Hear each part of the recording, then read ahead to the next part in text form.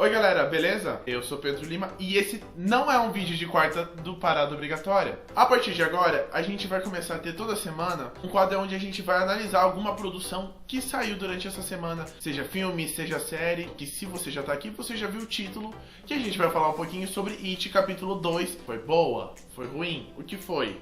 Não sabemos. Antes da gente começar a falar sobre o filme, não se esqueça de se inscrever no canal, ativa o sininho para notificação, deixa o like aqui embaixo no vídeo, comenta, compartilha com seus amigos também. A primeira coisa que eu quero falar com vocês é sobre o caminho. Uma coisa que não é novidade para ninguém, não chega a ser um spoiler. It capítulo 2, ele acontece 27 anos depois do que aconteceu no primeiro capítulo. As crianças, o Losers Club, o clube dos perdedores, agora já está crescido e eles já estão com um caminho bem diferente, já estão vivendo coisas diferentes do livro do Stephen King. Ele é dividido em duas partes.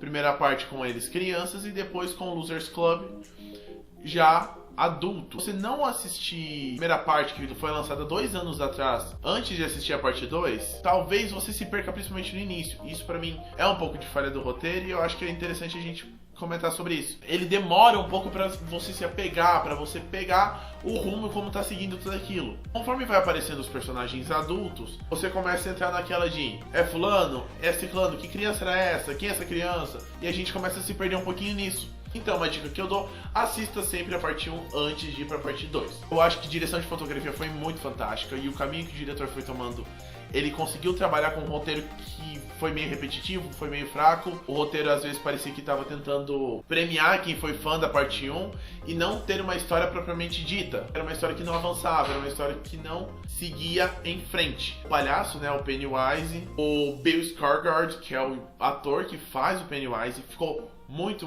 fantástico. Claro, tá aquilo que a gente já viu no primeiro, mas eu acho que o segundo agora acabou se tornando um pouco mais assustador, já pelo fato também de não terem talvez os atores infantis, ter muito menos eles.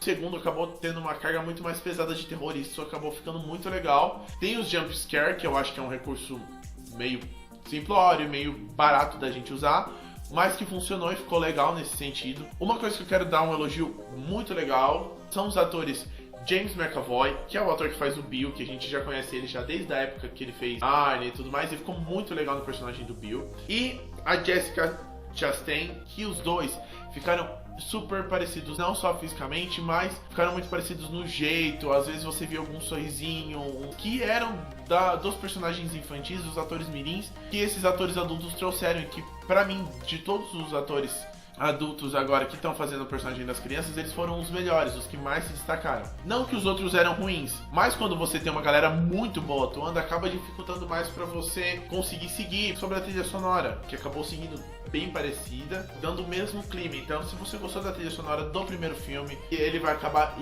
enriquecendo ainda mais.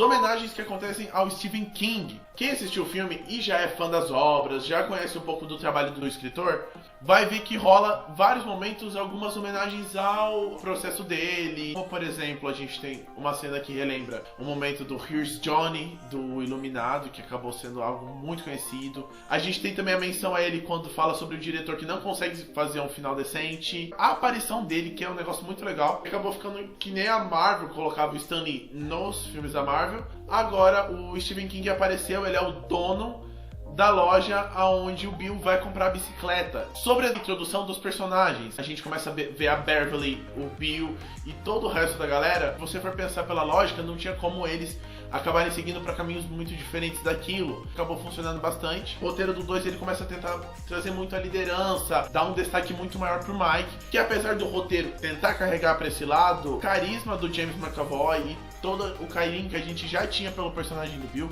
acaba fazendo com que vire essa disputa. E por mais que o roteiro tá tentando te jogar pra liderança do Mike, tá tentando dar um destaque maior pra ele, a gente começa a ver que o Bill ainda assim ele começa a ganhar um destaque dentro do filme, ainda acaba tendo a liderança do grupo e acaba tendo um destaque muito maior dentro do filme. Uma coisa que acaba acontecendo também é a presença de personagens LGBTs na história. A gente tem um casal gay que aparece no início da história e depois a gente acaba descobrindo que o Rich, ele é um gay que vive dentro do armário, que ainda não assumiu, não se aceitou. Eu acho que acabou sendo muito jogado tanto essa cena do início, quanto a história sobre o Rich e tudo mais, e acaba, como não é muito trabalhado, o filme já tem 2 horas e 50, não te dá uma margem pra trabalhar isso, acaba ficando muito jogado. Então, tipo, tá ali porque tá ali. Sobre o final, eu acho que foi um ponto muito alto pra história, acho que acaba te prendendo bastante. Nessa hora você já tá muito envolvido com eles. O Bill Skarsgård arrasando como Pennywise, fazendo umas cenas assim muito malucas, muito boas. O Ed acaba achando que matou o Pennywise, que ele atira a lança. Acabou funcionando muito, os efeitos ficaram muito bons também nesse momento, então acho que funcionou, tudo foi casando pra ficar muito legal. Já os atores também que faziam o Ed e o Rich funcionaram como alívio cômico, porque acaba tendo uma carga emocional muito pesada.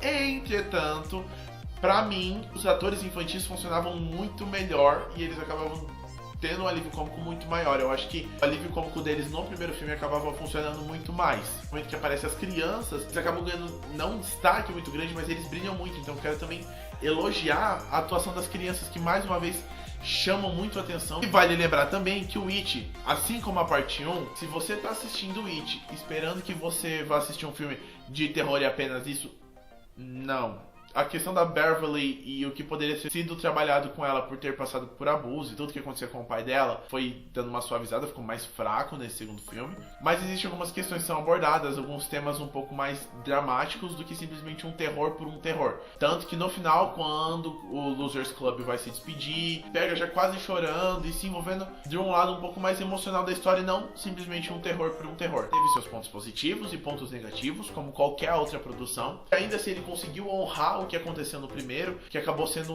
um sucesso de bilheteria, até sobressaindo, por exemplo, sobre O Exorcista, que até então era a maior bilheteria de terror do cinema. Funcionou, vale muito a pena ver, você vai se divertir muito, é um filme que consegue capturar você e prender você ali durante o decorrer do filme. Galera, muito obrigado por quem assistiu até aqui, obrigado mais uma vez por quem tem acompanhado o canal. Semana que vem a gente tá aqui de novo com mais um comentário.